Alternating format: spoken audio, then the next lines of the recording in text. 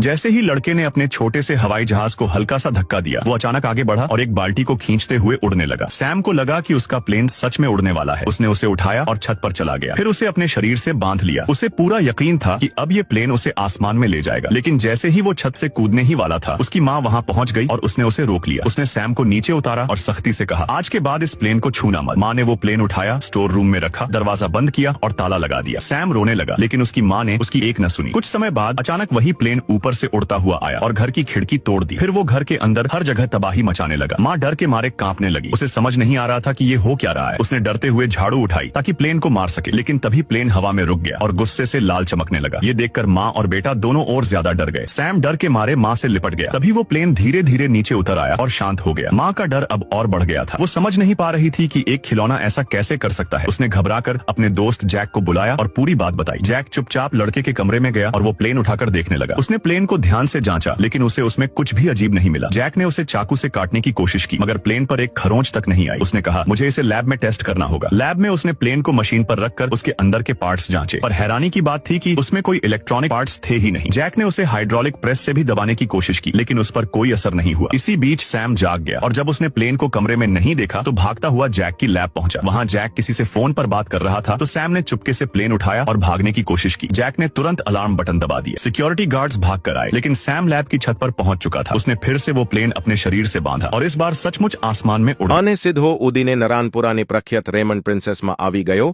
ત્યાં એને એમની બઢી પ્રખ્યાત ઓફર્સનો લાભ લીધો.